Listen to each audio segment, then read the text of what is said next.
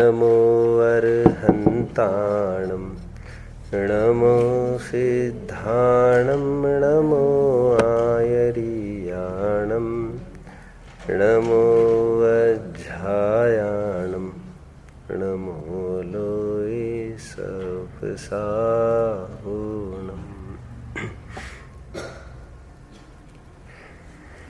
24वें छंद से लेकर 32वें छंद तक आज इसका अर्थ हम देखते हैं।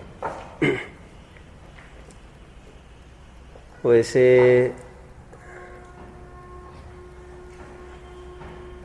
कल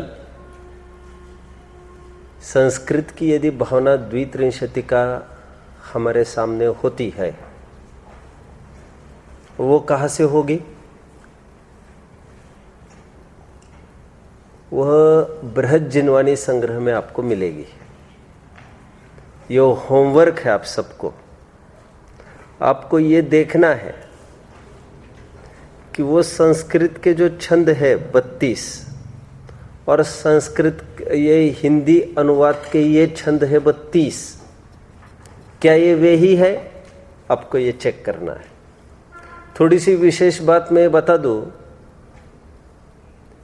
कि कुछ छंद संस्कृत में भावना द्वित्रिंशतिका में है जिनका अनुवाद यहाँ पर नहीं किया गया है। अपने मन के ही कुछ छंद लिखकर छंद की भर्ती कर दी गई है। और बाबू युगल जी जब जिंदा थे तब इनके नोटिस में यह बात लाई गई कि जो अनुवाद आपने किया है उसमें थोड़ा स्खलन है। उत्कृष्ट अनुवाद होने पर भी उसमें कुछ छंदों को ही आपने गायब कर दिया है, उड़ा दिया है, जिसका अनुवाद यहाँ पर हो ही नहीं पाया और वे बहुत महत्वपूर्ण छंद है। यो होमवर्क है, आपको ढूंढ निकालना है टैली करके। वो कहाँ पर मिलेगा संस्कृत का आपको? बृहज्जिनवाणी संग्रह। समझ में आया?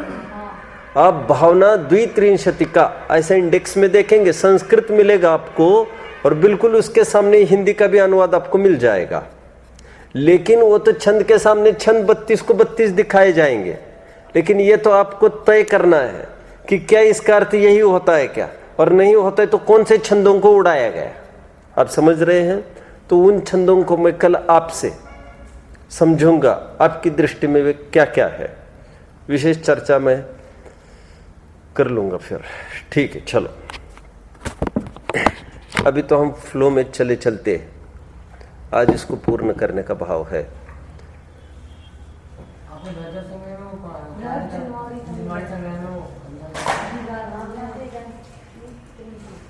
पढ़ते हैं हम आगे। बाह्य जगत कुछ भी नहीं मेरा और न बाह्य जगत का मैं, यह निश्चय कर छोड़ बाह्य को, मुक्ति हेतु नित स्वस्थ रमे।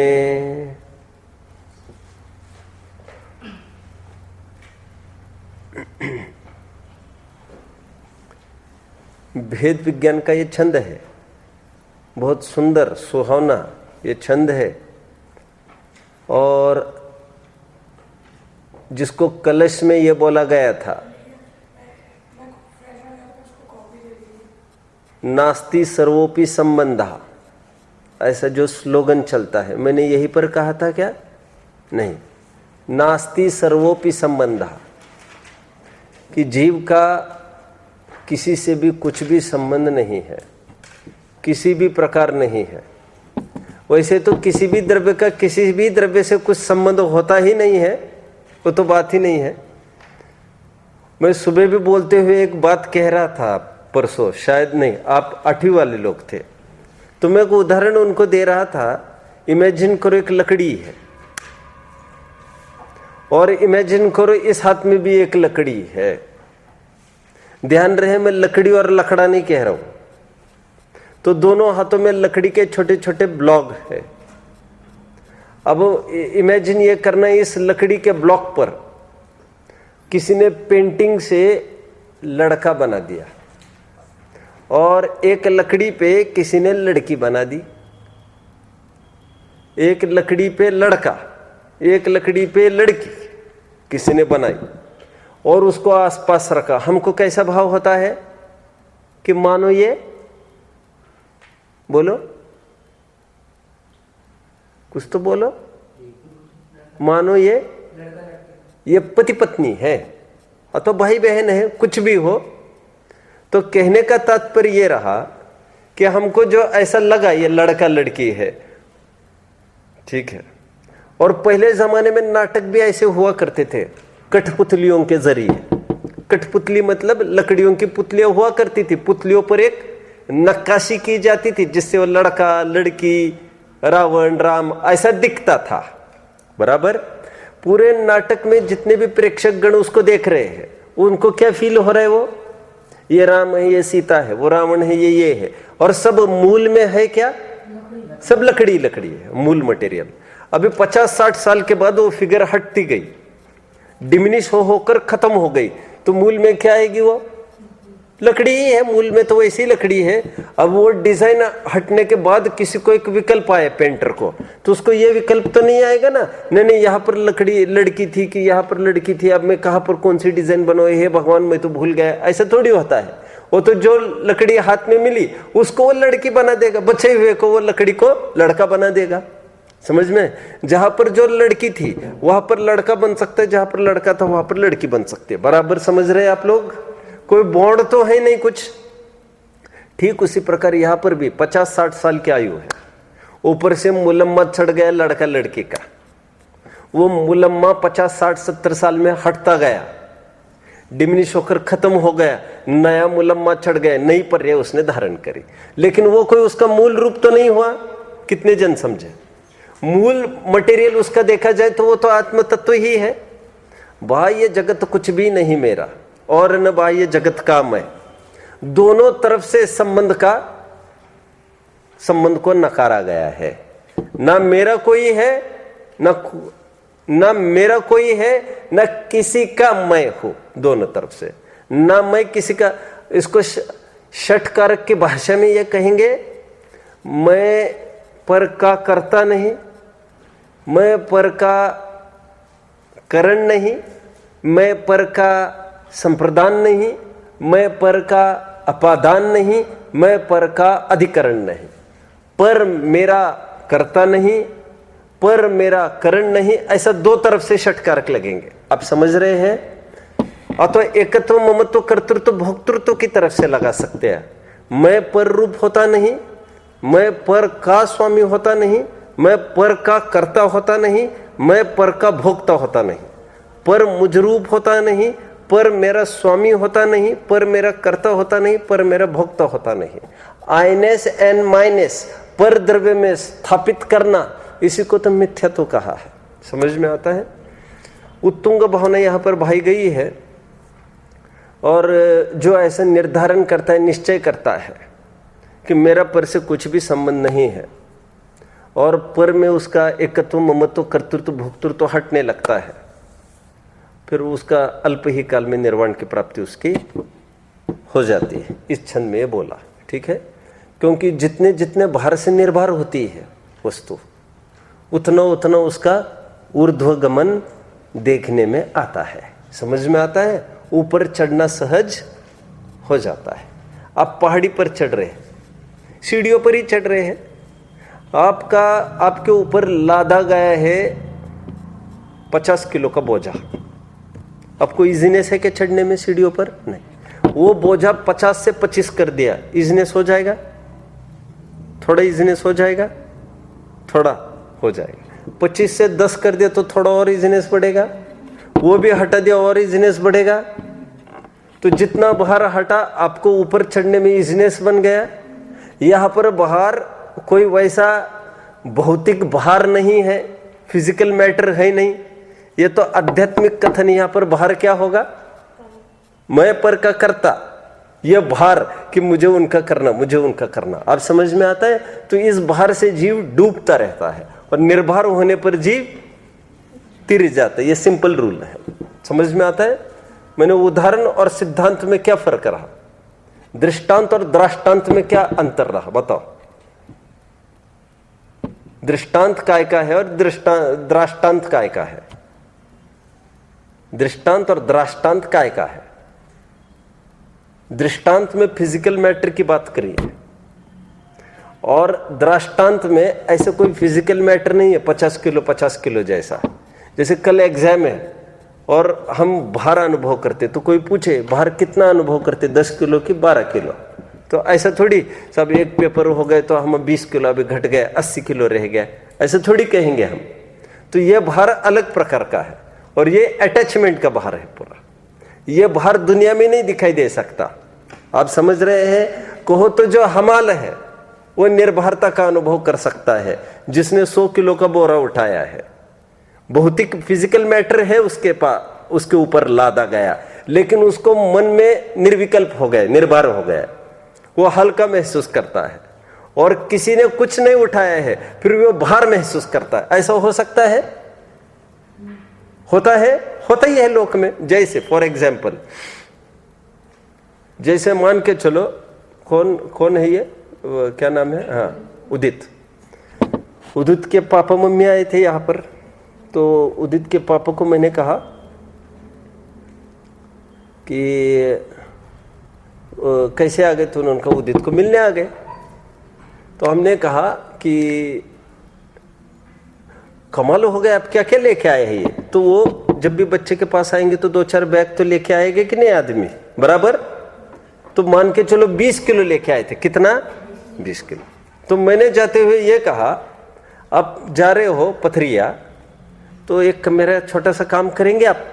बोले बताओ क्या करना है। ये लिफाफा, क्या कहा मैंने? लिफाफा, समझते हो लिफाफा?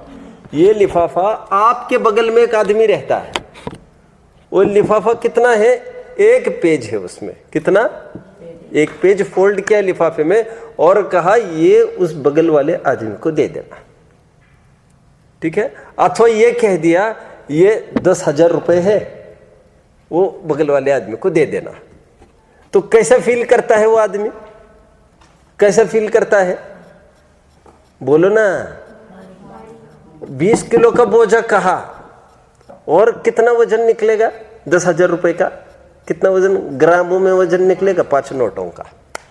तो भार वैसा नहीं है वो, लेकिन भार कैसे एक्सपीरियंस करते हैं कि अभी भैया कब हम वहां पर पहुंचे और कब बगल वाले के हाथों सौंप देवे और हम निर्भर हो जाए, क्योंकि टेंशन एक जिम्मेदारी का अपना भार समझ में आता है।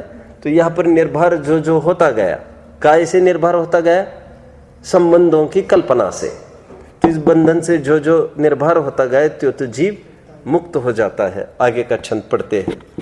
अपनी निधि तो अपने में है, बाह्य वस्तु में व्यर्थ प्रयास, जग का सुख तो मृग तृष्णा है, झूठे हैं उसके पुरुषार्थ।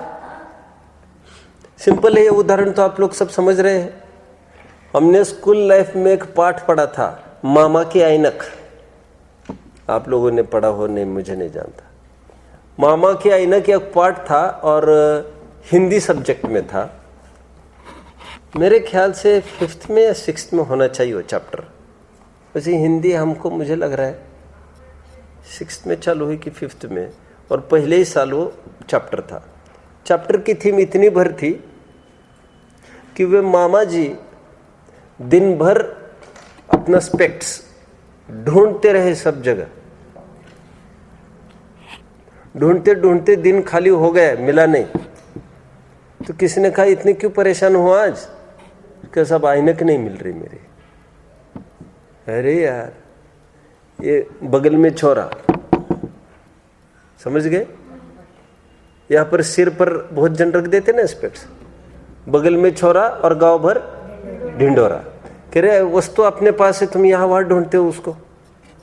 यहाँ पर कल्पना करी है, एक उदाहरण दिया है यहाँ पर मृग तृष्णा का। आप जानते होंगे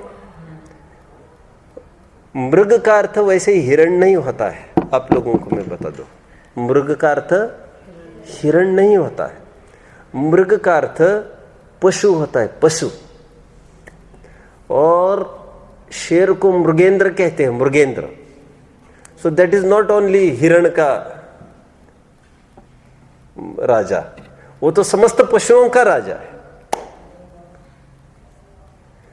तो मृग तृष्णा की विशेषता है, जब भी मृग तृष्णा मतलब किसी भी पशु को क्या होता है गर्मी में, जब दूर पर देख लेता है वो, तो उसको एक वाटर बेल्ट जैसा कुछ दिखाई देता है, पानी। हम भी जब चलते हैं गर्मी के दिनों में, आप लोगों ने देखा होगा, जब हमारी गाड़ी चल रही होती है हाईवे वगैरह पर, दूर से देखते हैं तो पानी सरीका दिखता है हमको, होता नहीं है कुछ भी वहां पर। तो पशु को दूर से दिखता है पानी, पहले ही प्यासा है पशु और पानी की तलाश में वहां तक दौड़ता है और फल ये निकलता है और आकुल तो होती है, मिलता कुछ नहीं है। उसी प्रकार सुख की तलाश में इस जीव ने अनंत काल से अनंत यात्रा सफर की है, लेकिन यहाँ पर ये विश्वास दिलाते हैं कि सुख बाहर में नहीं है।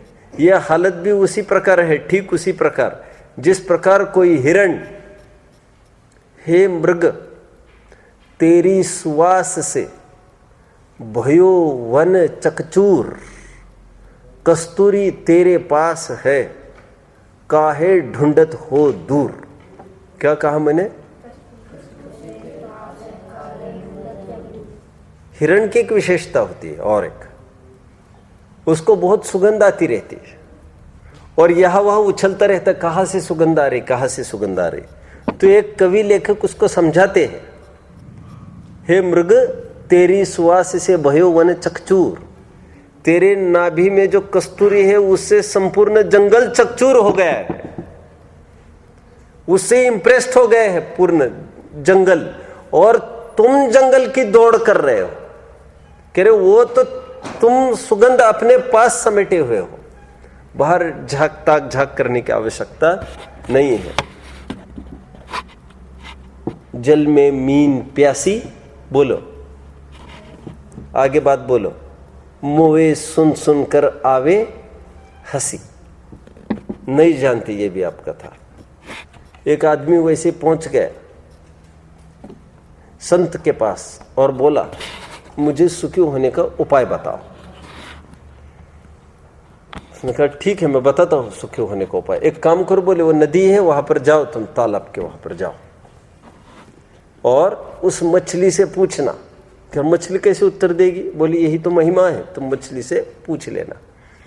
तो गया वो और मछली से पूछा कि मुझे सुखी होने का क्या उपाय है।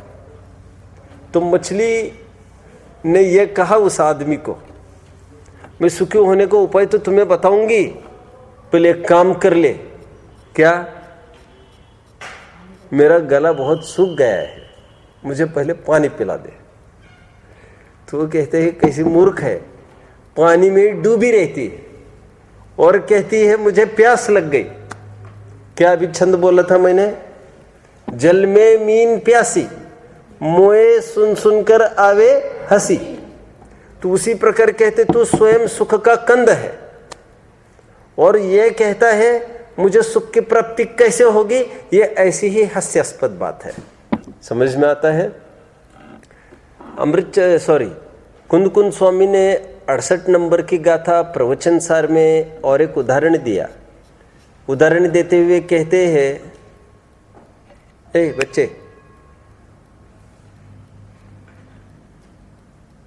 तिमिर हरा जय दिट्ठी जनस दीवेण नत्थी कायबम।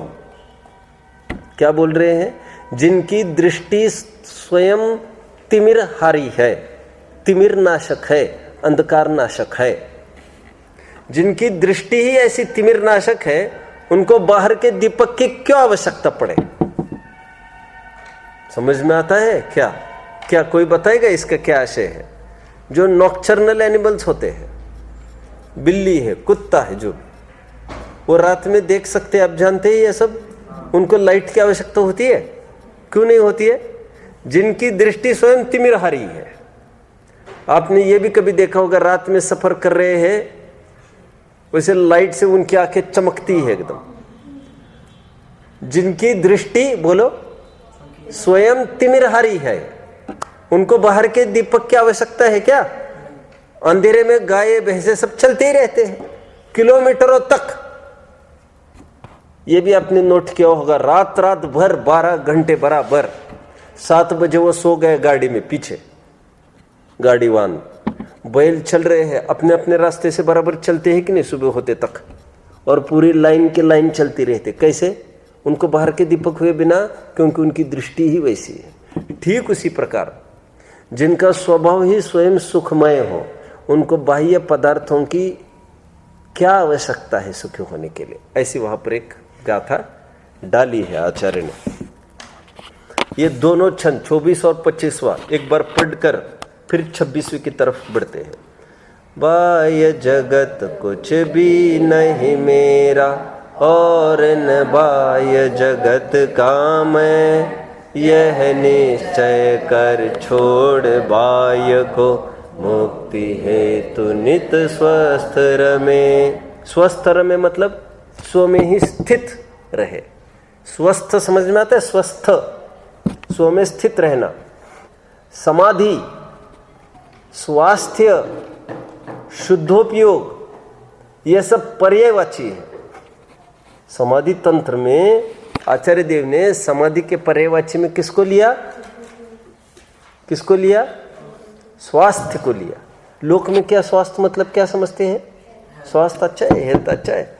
और यहाँ पर कहते हैं स्वस्थ, स्व में स्थित रहना मतलब चारित्र, आचरण, शुद्धोपयोग, समाधि, ऐसा। हाँ पढ़िए आगे आगे। अपनी निधि तो अपने में है, बाह्य वस्तु में व्यर्थ प्रयास, जग का सुख तो मृग तृष्णा है, झूठे है उसके पुरुषार्थ, अक्षय है शाश्वत है आत्मा, निर्मल ज्ञान स्वभावी है, जो कुछ बाहर है सब पर है, कर्माधीन विनाशी है। जितना भी बाहर दिखता है, मैं हमेशा 2 बातें कहता रहा हूं। जो वस्तु हमारे में है उसकी प्राप्ति का भाव हास्यास्पद है, और जो परद्रव्य है उसकी प्राप्ति का भाव भी हास्यास्पद है। क्या कहा मैंने? कोई बोलेगा? बोलो। जो वस्तु हमारे पास है उसको प्राप्त करने की जो कोशिश है वो भी हास्यास्पद है, और जो हमारे पास नहीं है, जो मतलब दूसरे के पास है, थोड़ा अटपटा लग रहा है सुनने में, अटपटा लग रहा है ना सुनने में, लेकिन आध्यात्मिक दृष्टि से विचार करो तो बात खरी लगेगी। क्यों? जो दूसरों के पास वस्तु है उसकी प्राप्ति का भाव हास्यास्पद क्यों है? क्यों है? क्यों है? क्योंकि एक द्रव्य दूसरे द्रव्य को कुछ दे लेने ही नहीं सकता। समझ में आता है? पानी को 1000 वर्ष का पानी है किसी टंकी में, वहां पर भी हाइड्रोजन की प्रॉपर्टी ऑक्सीजन रूप होती नहीं, ऑक्सीजन की प्रॉपर्टी हाइड्रोजन रूप होती नहीं। समझ में आता है? एक शिकंजी में 10 चीजें डालते हैं, फिर भी वहां पर शक्कर की प्रॉपर्टी नींबू नहीं करता, नींबू की प्रॉपर्टी शक्कर नहीं करता। थोड़ा खटास के साथ रहने पर शक्कर भी थोड़ी खट्टी हो जाती है क्या कभी भी? समझ में आता है? लोग कहते हैं सब्जी बहुत तीखी हो गई तो एक काम करो नमक डाल दो और तो तीखी कम हो जाएगी। तो क्या हुआ? मतलब नमक ने कुछ मिठास का काम किया क्या? अरे वो खारेपन के कारण अभी तीखेपन का ज्ञान नहीं हो रहा है। समझ में आता है? बाद बाकी सब अपनी अपनी प्रॉपर्टीज अपने अपने निभाते हैं। मैं क्यों कह रहा हूं? ये परद्रव्य की प्राप्ति का भाव हास्यास्पद है, क्योंकि एक द्रव्य दूसरे द्रव्य को कभी भी प्राप्त नहीं कर सकता, क्योंकि एक द्रव्य दूसरे द्रव्य को प्राप्त तब कर सके कब? कब? कब? नहीं, हाँ? जब एक द्रव्य दूसरे द्रव्य रूप हो सके तब तो फिर उसका अच्छा भी कर सकता है और बुरा भी कर सकता है। ऐसी 100 नंबर की गाथा है, 102, 103 नंबर की गाथा है समय सार में। जब अन्य रूप संक्रमित होता ही नहीं तो अन्य का कुछ करता है, ऐसा तुम कैसे कहते हो? क्या गाथा है? जब एक द्रव्य दूसरे द्रव्य रूप संक्रमित होता नहीं परिणमित होता नहीं, तो एक द्रव्य दूसरे द्रव्य का कुछ करता है, ऐसा तुम कैसे कहते हो? टोडरमल जी का वो प्रसिद्ध डायलॉग बोलो, कोई भी बोलो। अनादि निधन भिन्न भिन्न वस्तुएं अपनी अपनी मर्यादा लिए हुए परिणमन करती है। कोई द्रव्य किसी द्रव्य को परिणमन नहीं कराता, और परिणमन कराने का भाव अपराध है, मिथ्यात्व है। टोडरमल जी की स्पष्ट लाइन है, समझ में आ रहा है? आत्मख्याति में भी है, तीसरी गाथा की टीका में, सभी छह द्रव्य एक क्षेत्रावगाह में तिष्ठते होते हुए भी कोई द्रव्य किसी द्रव्य को स्पर्श नहीं करता, अड़ता नहीं। प्रत्येक द्रव्य, बल्कि प्रत्येक द्रव्य अपने अनंत धर्म चक्रों का ही चुंबन करते हैं। कोई द्रव्य किसी द्रव्य को भी परिणमन नहीं कराता। समझ में आ रहा है क्या कहा? बोलो। पंडित जी, फिर तो जो पाप पुण्य में जो संक्रमण होता है, तो फिर उसमें भी तो ये कह सकते हैं, वैसे तो वो पुद्गल द्रव्य है, पर अंदर पुद्गल का है, वो तो जीव का परिणाम है वो तो। हाँ। अच्छा, तुम वहां की बात कर रहे। हाँ, तो फिर ऐसा हो गया कि ये इसके नहीं, वो उस रूप हो गया, पाप प्रकृति पुण्य रूप हो गई, लेकिन पुद्गल ही बना रहा। अरे फिर संसारावस्था वाले जीव भी तो मोक्षावस्था रूप हो जाता है, पर्यायांतर तो होता ही है, द्रव्यांतर थोड़ी होगा। फिर ऐसा होगा कि अगर मैं किसी रूप परिणमित हो जाऊं, हाँ, मैं मतलब क्या कहना चाहते हैं? आत्मा ना। हाँ। तो आत्मा तो परिणमित हो ही रहा है। क्रोध का निष्क्रुद्ध रूप हो सकता है, संसार का मुक्त रूप हो सकता है। क्या कहना है तुम्हारा? समझ में आ गया है तुम्हारा प्रश्न? समझ लीजिए। और जीव रूप से परिणमता हुआ जीव ही रहता है, अजीव नहीं होता। और अजीव रूप से परिणमता हुआ अजीव ही रहता है, जीव नहीं होता। जीव बदलता है कि बदलता नहीं है? बताओ मुझे। हाँ? आपका क्या ख्याल है, बदलता है कि बदलता नहीं है? प्रश्न है। जो घूमता हुआ चक्र है, कुम्हार का घूमता हुआ चक्र है। प्रश्न कुम्हार का घूमता हुआ चक्र है, वो घूम रहा है, मान के चलो अभी जो भी उसका स्पीड होगा। वैसे आपकी क्या कल्पना है, 1 किलोमीटर में 1 घंटे में कितना जा सकता है वो घूमता हुआ चक्र 1 घंटे में कितना दूर जा सकता है कुम्हार का? कुछ तो बोलो। अरे ऐसा होगा ही नहीं। तो घूम रहा है कि नहीं घूम रहा है? यदि आप कहोगे नहीं घूमता है, तो हम ये कहेंगे हमने तो प्रश्न ही पूछा है, घूमता हुआ चक्र, तो तुम कैसे कह रहे हो नहीं घूमता? और यदि तुम कहते हो कि नहीं घूमता, तो हम तो कह ही रहे हैं घूमता हुआ। और यदि तुम कहते हो घूमता, तो हम फिर प्रश्न पूछेंगे, घूमता है तो कितना घूम कर आ जाता है? 1 घंटे में 10-20 किलोमीटर घूम के आ जाता है? तो घूमता भी है, घूमता नहीं भी है। प्रत्येक द्रव्य परिणमन करता भी है, परिणमन नहीं भी करता है। कोई जीव ऐसा परिणमन नहीं करता कि वो अजीव हो जाए, लेकिन जीव रूप ही बना रहे, ऐसा परिणमन तो निरंतर करता है।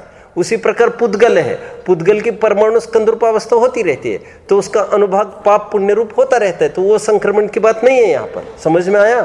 बोलो। तो फिर पंडित जी, आपने जैसे वो प्रश्न पूछा था, तो उसमें फिर तो 2 अपेक्षा लगेगी। हाँ। कि एक तो वो अपनी सिर्फ वो उस पे जो उसकी कीली रहती है, उस पे वो घूमता है, इसलिए वो घूमता है, और नहीं घूमता कि वो एक ही जगह पे स्थित रहता है। बराबर, ऐसी ही तो बात है। फिर मैं वही तो कह रहा हूँ। तो परिणमन, ऐसा परिणमन नहीं हो सकता। संसार का मुक्त रूप तो परिणमन होता ही है ना जीव का। वो एक पर्टिकुलर परिणमन के निषेध की बात है, पर रूप परिणमित नहीं होता की बात चल रही है। पुण्य और पाप का तो बात ही अलग है, वो पर रूप थोड़ी परिणमा है। नहीं समझ में आ रहा है अभी भी? ऐसा परिणमन का निषेध थोड़ी चल रहा है, पर रूप परिणमन का निषेध चल रहा है अपना। ठीक है, यहां पर तो बात ये चल रही है कि जितने भी बाह्य द्रव्य है, जो भी बाहर दिखता है, वे सब पर द्रव्य है, और वे सब कर्माधीन है, और वे सब विनाशी। क्या कहा? जो सब बाह्य द्रव्य है वे पर है 1, कर्माधीन है 2, विनाशिक है 3 क्वालिटीज होने के कारण हम उसकी प्राप्ति करना हास्यास्पद है। जैसे शरीर की मुझे प्राप्ति हो, तो शरीर की प्राप्ति होने, एक तो पर द्रव्य, उसकी प्राप्ति तुम्हें कैसे होगी? एक बात, थोड़े काल के लिए आसपास बैठ जाए पड़ोसी बनकर, फिर भी, लेकिन ऐसा होना भी कर्माधीन है। कर्म के अधीन है। थोड़ा कर्म का ब्रेक लग गया तो पर्याय हट जाएगी, दूसरी पर्याय आ जाएगी, और फिर विनाशी है, मतलब उनका कोई अनादि निधन बॉन्ड नहीं है। बोलो, हास्यास्पद नहीं समझते? हंसने की बात, ऐसा कोई कहे तो हंसी आती है। ऐसा स्वयं की प्राप्ति का भाव भी हास्यास्पद क्यों है? स्वयं की स्वयं से प्राप्ति की क्या बात है? जो ये कहता है मुझे आत्मा की प्राप्ति करनी है तो हास्यास्पद है वो। अरे भैया, तू स्वयं आत्मा है, उसमें क्या प्राप्त करना है? तो जिनागम में तो खूब आया है आत्मा की प्राप्ति करना चाहिए। भैया, वहां पर प्राप्ति का अर्थ कोई प्राप्त ऐसा नहीं है जैसे हाथ से कोई उठा और जेब में धर ली कोई बात। तो प्राप्त का अर्थ मैं आत्मा हूं ऐसा ज्ञान करना। समझ में आता है? अपनी जेब में 10 का नोट है और हमको पता नहीं है वो है। बोलो, दूसरों की जेब का तो निकाल सकते हैं नहीं और स्वयं का भी निकाल सकते हैं नहीं, क्योंकि ज्ञान नहीं है। तो दोनों तरफ से भी गए अपन। तो ज्ञान हो जाए कि हमारी संपत्ति यहाँ पर है हमारे जेब में, बस इतनी सी बात है। आगे का छंद पढ़ो। तन से जिसका आए के नहीं हो सुतती मित्रों से कैसे, चर्म दूर होने पर तन से रोम समूह रहे कैसे। पत्नी से सुनो सुनो, एक जन से नाता जोड़ा और लाखों नाते जुड़ गए। क्या कहा? हजारों लाखों नाते जुड़ गए। एक जन से नाता जोड़ा और एक जन से नाता तोड़ा, हजारों लाखों से नाता टूट जाते हैं। होता है कि नहीं ऐसा? सास से, ससुर से, साले से, साली से, साड़ू से अलग अलग नाते डेवलप करने पड़ते हैं। वो तो जैसे ही एक को वरा, पत्नी को अपना माना, तो पत्नी के जितने भी रिश्तेदार हैं वे अपने रिश्तेदार हो गए। और एक डिवोर्स हो गया, पत्नी को अपना नहीं है ऐसा माना, अपनी है ऐसा नहीं माना। समझ में आता है? कुछ भी कहो आप, तो उसके साथ नाता थोड़ा कितने जन के साथ टूट जाएगा? सास और ससुर सास ससुर रहेंगे, साली और साला रहेंगे, ऐसा थोड़ी चलता है। समझ में आता है क्या? तो ठीक उसी प्रकार उस लॉजिक से यहां पर बात कर रहे हैं। जैसे कहते हैं कि चमड़ी निकाल देने से, क्या क्या कहा? चर्म दूर होने पर तन से रोम समूह रहे कैसे। जैसे चमड़ी हटा देवे तो रोम समूह रहेगा क्या? संभव नहीं।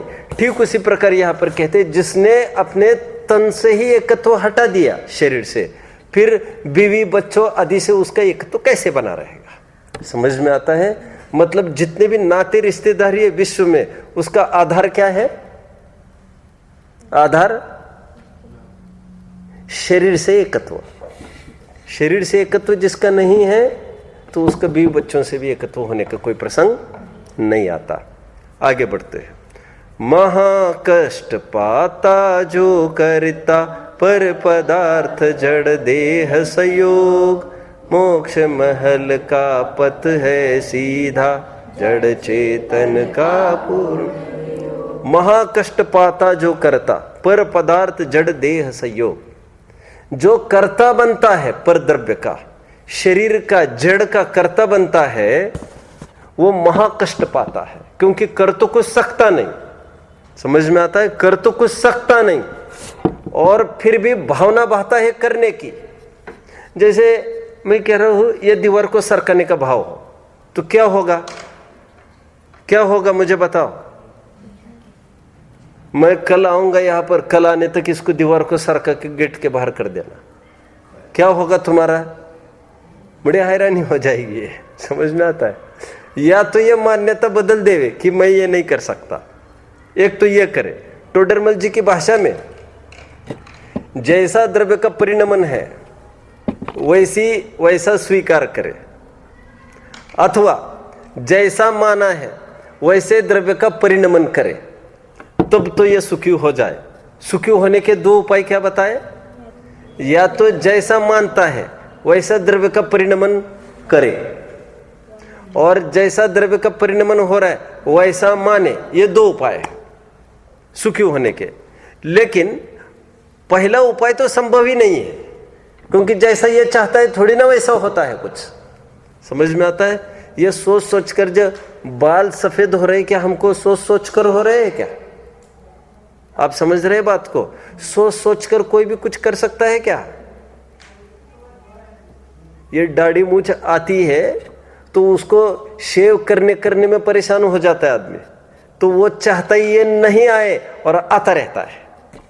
और दूसरी बात, गंजा रात दिन प्रयास करता है कुछ उग जाए, कुछ उग जाए, खाद डालता है, सब डालता है, इंसेक्टिसाइड पेस्टिसाइड सब डालता है, लेकिन कुछ उगता नहीं है। वो चाहता है बाल उगाए। और दूसरा आदमी क्या चाह रहा है? ये दाढ़ी वगैरह करते, अथवा वही आदमी दाढ़ी करते करते परेशान हो जाए, कह रहे ये कहां से आती है रोज रोज दाढ़ी, और कहते ये बाल उग जाए और ये उगना बंद हो जाए। लेकिन उसके हाथ में है, 25 साल के बाद होने पर ऑटोमेटिक बनेगा ये सब काम। एक पर्टिकुलर उम्र के बाद अपने आप वो पकना चालू होंगे, झड़ना चालू होंगे आदि। अरे 1 ग्राम की पलक, क्या कहा मैंने? 1 ग्राम की पलक भी हिलना डुलना हमारे हाथ में नहीं है। बाई पलक फड़कने लग जाए, कभी किसी की फड़की है आज तक? किसी की नहीं फड़की है। ऐसा माना जाता है यदि महिला अर्थ तो जबरदस्ती से फड़का रहा है, ऐसा मैं तो कह रहा अपने आप फड़कने की बात कर रहा हूं मैं। तो अपने आप फड़कने लगती है तो क्या हम उसको रोक पाते हैं क्या? और आप ये भी जानते होंगे, महिलाओं की यदि बाई फड़कने लग जाए पलक तो उसको माना जाता है शुभ है, और पुरुष की यदि दाई फड़कने लग जाए तो माना जाता है शुभ है, और यदि पुरुष की बाई फड़कने लग जाए तो माना जाता है कुछ न कुछ अशुभ होने वाला है। तो यदि शुभ और अशुभ तुम्हारे हाथ की बात है बोलो, तो फिर रोजाना 1 घंटा फड़काए करो दाएं, ऐसा चलेगा क्या हमारे? तो मैं ये कह रहा हूं 1 ग्राम की पलक हिलाना भी तुम्हारे हाथ में नहीं है, तो तुम और दुनिया की और शरीर की इतने 50-60 किलो के कैसे एकत्व कर रहे तुम? आप समझ रहे? सब स्वाधीन है। देखो ऐसे विचार करो, आप बचपन की उम्र में ऐसा होता है, घर पर जाते होंगे तो शायद ऐसा करते होंगे, कुछ बच्चा ऐसा करते हैं, सुबह उठी तो बैट और बॉल लेके निकले बाहर। बहुत जन देखने में आते हैं ऐसे, सुबह हुई 7 बजे 6 बजे निकले खेलने के लिए, छुट्टी का टाइम है, 12-1 बजे घर पर लौट आते हैं, खान पान के फिर आते ही पानी पानी पानी पानी पी लेते हैं, और घर वाले डांटते रहते बेटा कुछ खा ले। मैं कुछ उदाहरण देकर आपको कुछ बात बता रहा हूं। मैं ये कह रहा हूं कि अभी जवानी में आपके अभी यह अवस्था है, बचपन की अवस्था, बचपन की अवस्था लो, किशोरावस्था लो, अथवा जवानी की हालत लो आप, तो यहाँ पर खूब आप बिल्कुल ध्यान नहीं देते शरीर की तरफ, फिर भी शरीर कैसा बना रहता है? चंगा बना रहता है, ऐसे थोड़ी कोई दिक्कत आती है। और अभी इसके विपरीत हम बात करते हैं, बुढ़ापे में कितना ध्यान रखते हैं? बुढ़ापे में टाइम पर खाना, टाइम पर पीना। क्यों? बुढ़े भी ऐसे ही साथ होने के बाद बाहर निकल लेते हैं बैट बॉल लेकर, कभी देखा है आप लोगों ने ऐसा? ऐसा तो देखने में कोई बात नहीं। दिन भर घर पर रहते हैं, बाहर जाते हैं तो भी छाता वाता लेकर कैप वैप लेकर निकलते हैं, आप लोगों ने देखा होगा। और फिर खटिया पर लेटे रहते हैं कहीं, और चलते समय में भी कितनी सावधानी से चलते हैं, आपने देखा होगा, चप्पल पहनकर आदि, और फिर भी कैसे रहते हैं? बीमार पड़े रहते हैं। मतलब हम देखते हैं एक तरफ जो बिल्कुल ध्यान नहीं देता शरीर की तरफ, वो स्वस्थ है, और जो बहुत ध्यान दे देकर चलता है, ध्यान दे देकर उठता बैठता है, और फिर भी कुछ न कुछ गड़बड़ होता ही रहता है। इससे क्या बात फलित होती है? हाँ, पर का कर्तृत्व हमारे हाथ में कहाँ है? समझ में आता है? और जो कर्ता बनता है वो महाकष्ट पाता है, ये बात चल रही है, ठीक है। और जो जड़ और चेतन की अलग अलग परिणति मानता है वो मोक्ष की प्राप्ति कर लेता है। आगे का छंद पढ़ते हैं। जो संसार पतन के कारण उन विकल्प जालों को छोड़, निर्विकल्प निर्द्वंद्व आत्मा फिर लीन उसी में हो।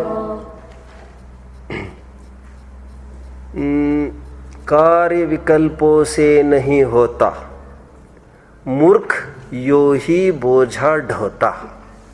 क्या कहा? मूर्ख यो ही बोझा ढोता।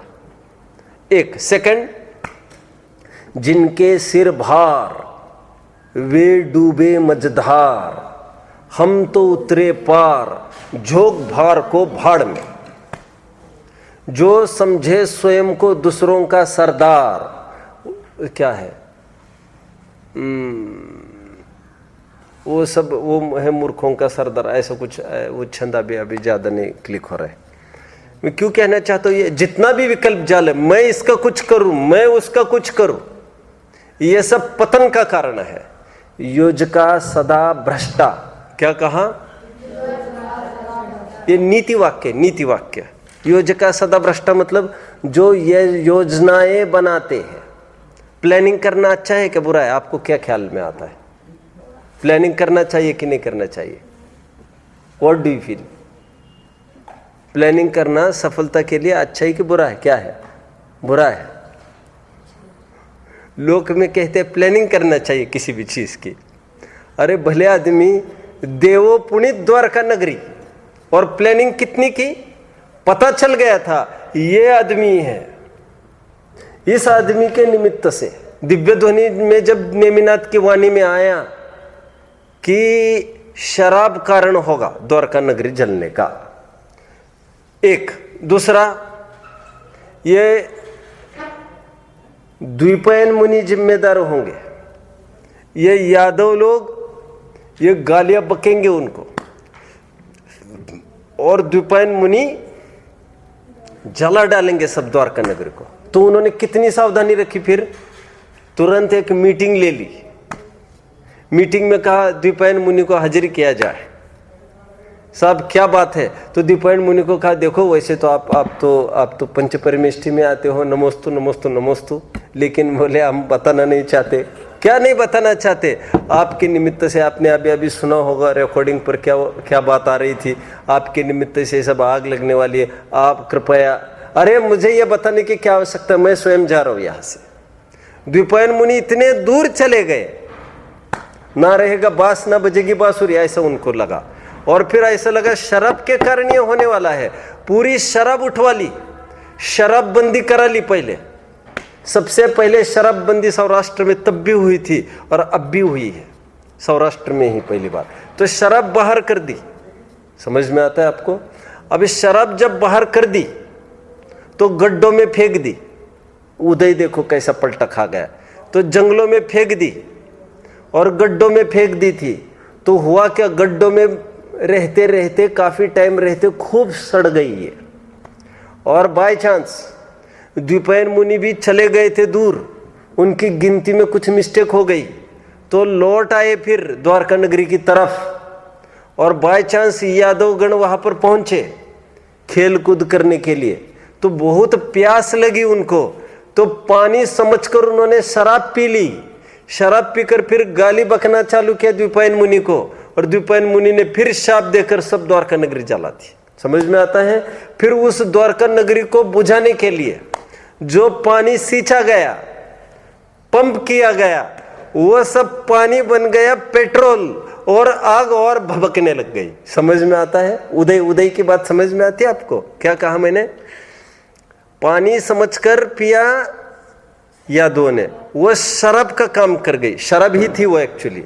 एक बात। सेकंड बात, पानी समझकर सींचा, वो पेट्रोल का काम कर गए। जब उदय ठीक नहीं होता है, सब ऐसी विपरीत बातें होती है। ऐसे में मैं शरीर का करता हूँ, मैं कुछ करता हूँ। अभी योजना सदा भ्रष्टा के लिए मैं इतना सुना रहा हूँ।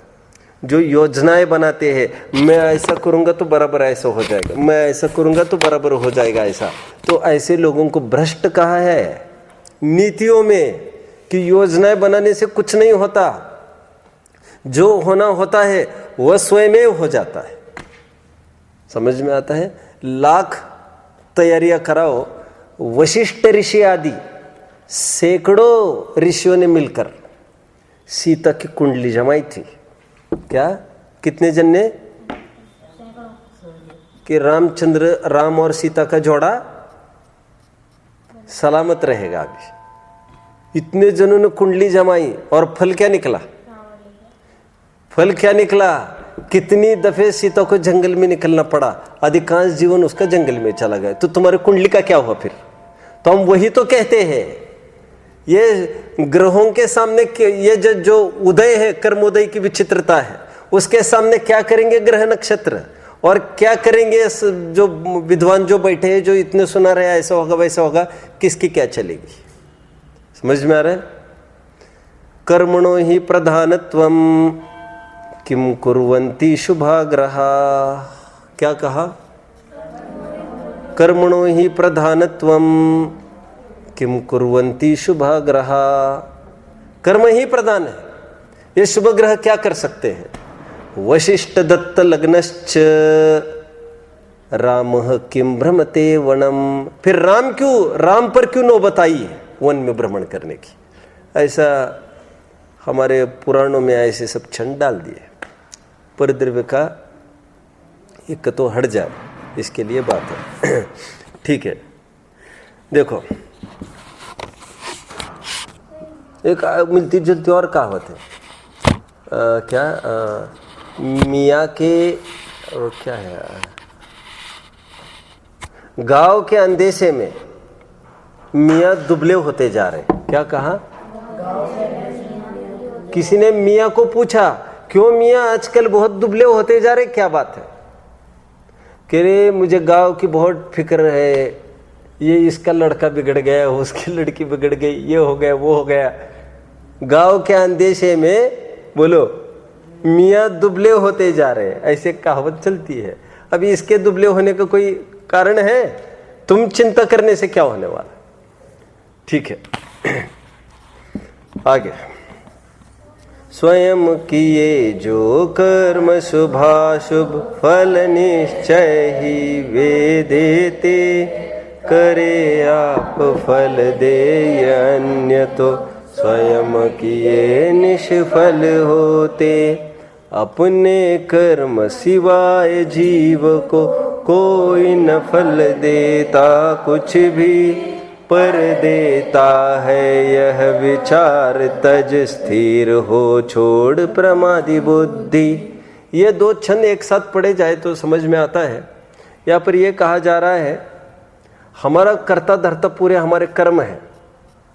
यदि तुम ही दूसरों का करोगे तो उसके कर्म क्या करेंगे फिर? आप समझ रहे बात को? डॉक्टर साहब ने एक बहुत अच्छी कल्पना करी है। ऐसी कल्पना भरतेश वैभव के लेखक कौन है? भरतेश वैभव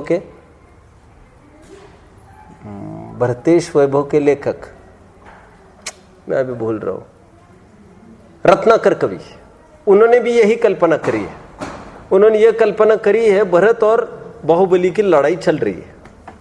लड़ाई के चलते हुए आप सब जानते हैं चक्र फेंक कर मार दिया। किसने? भरत ने। बाहुबली की गर्दन उड़ जाए। लड़ाई हुई थी ना दोनों में। तो डॉक्टर साहब ने और रत्नाकर कवि ने थोड़ा सा स्क्रिप्ट बदल दिया। उन्होंने ये कहा लड़ाई थोड़ी ना चल रही थी, उनको बात तो ए बच्चे क्लास यही लगनी है, क्लास यही लगनी है, 2 मिनट में हो जाए, तब तक यहाँ बैठ सकते हैं आप लोग। सुनिए सब सुनिए, यहाँ पर ध्यान दीजिए कि उनको ऐसा थोड़ी था कह रहे वो अपने भाई को थोड़ी मारते। उन्होंने तो ये सोचा कि मेरा छोटा भाई है, काई के लिए इसको इतना परेशान करना, इसको चाहिए ले। बचपन की आदत अभी इसकी गई नहीं है। बचपन में जब भी लड़ाई झगड़े होते थे ये खेल खिलौने के लिए रोता था, मचलता था बाहुबली। तब भी भरत बड़े थे तो माता पिता उसको समझाते होंगे तू क्यों उसको रुला रहा है, वो मांग रहा है तो दे दे। तो भरत जी को आदत थी जो जिसके लिए उसका मचलने लग जाए दे देते थे। तो कह रहे आज भी मचलने लग गए हैं, ये ले चक्र, तेरे को चाहिए नहीं बनना मुझे चक्रवर्ती, ले चक्र। तो उन्होंने एक इमेजिनेशन किया है। लेकिन कह रहे लेकिन वो चक्र जब बाहुबली के पास पहुंचा वो गोल गोल चक्रे काटने लग गया। वो चक्र ये विचार करने लग गया चक्रे काटते काटते कि भले ही भरत जी ने भेजा होगा हमको बाहुबली के पास चले जाओ, लेकिन हम क्या भरत जी के गुलाम थोड़ी है, हम तो भरत जी के पुण्य के गुलाम है। समझ में आता है? भरत जी के कहने से चक्र यहां वहां नहीं जा सकता, क्योंकि पुण्य तो भरत ने बांधा है।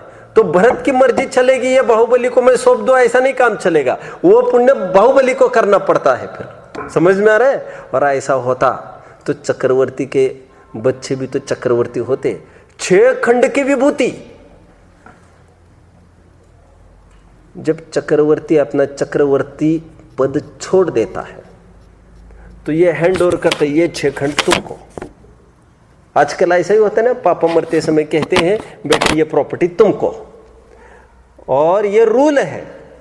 चक्रवर्ती जैसे ही तिलक करता है अपने वारसदार को, वारसदार समझ में आता है, उसको इंग्लिश में क्या वर्ड है, एक सक्सेसर। जो सक्सेसर होता है, जो नया राजा बनना है, उसके लड़के को जैसे वो तिलक करने के लिए बस उंगली अलग भी नहीं करता कपाल से, और उंगली अलग हुई और 9 निधि 14 रत्न गायब। सब वो कहाँ चला गया, अभी तो इनको देना था, सब देना गया था कि क्या इसके थोड़ी है ये सब। और नहीं सब हम कह रहे तो तुम्हारी मर्जी थोड़ी चलेगी, तुम्हारे गांठ का पुण्य था तब तक, इसलिए तुम्हारे पास हम तुम्हारी चाकरी करते थे, सो तुम्हारे चाकर बनकर नहीं, तुम्हारे पुण्य के चाकर थे हम। समझ में आता है क्या कहा? मतलब मैं किसी का बिगाड़ तब करूं, मैं अर्चित का बिगाड़ तब करूं जब मैं उसका पुण्य कर्म पाप कर्म में पलटा दूं, और मैं कर्म कुछ नहीं कर सकता हेर फेर, और मैं उसका बुरा करूं तो उसका पुण्य कर्म क्या करेगा, फिर निठल्ला धरा पड़ेगा। पंडित जी आ रहे अभी बाजू में, सर को हम अपना असर कल दिखाएंगे, ऐसा होगा क्या? फिर उसके कर्म तो निष्फल हो जाएंगे। ये बात चल रही है। तो जो जैसा बोता है वैसा वो पाता है, ये रीति नीति है। As you sow shall you reap. बोलो हाँ कहा है? निर्द्वंद मतलब पछड़ा संकट, समझ में आता है? संकल्प विकल्प अंतिम छंद। निर्मल सत्य शिवम सुंदर है, अमित गति वह देव महान, शाश्वत निज में अनुभव करते, आते निर्मल पद निर्वाण। अमित गति शब्द के 2 अर्थ है। एक तो अमित गति कहकर स्वयं लेखक कवि स्वयं अपने लिए संबोधन कर रहे हैं, जैसे दौल समझ सुन छेद से आने। 2 अर्थ होते हर जगह। दौल के भी 2 अर्थ है। कैसे अर्थ कोई बताएगा? एक तो स्वयं संबोधन, और एक दौल मतलब होता है दौलत, संपत्ति और ज्ञान संपत्ति। हर जीव दौलत है, मतलब जीव के अर्थ में भी है और स्वयं के अर्थ में भी है। अमित गति का अर्थ है एक तो लेखक कवि, और एक तो कौन? हम सब अमित गति है। व्हाट इज अमित? अमित इज अनंत, असीम, इनफाइनाइट। समझ में आता है? अमित गति का अर्थ क्या लेंगे यहाँ पर? भाव अपेक्षा से अनंतता हम में भरी है। समझ में आता है? गति मतलब कोई 4 गति वाली की बात यहाँ पर नहीं लेना, यहाँ पर भाव समझना, अपना नेचर अनंत स्वभावी मैं हूँ, ऐसा। ये हमारा हो गया है। जो होमवर्क दिया है उसको देखा जाएगा। ओम नमः।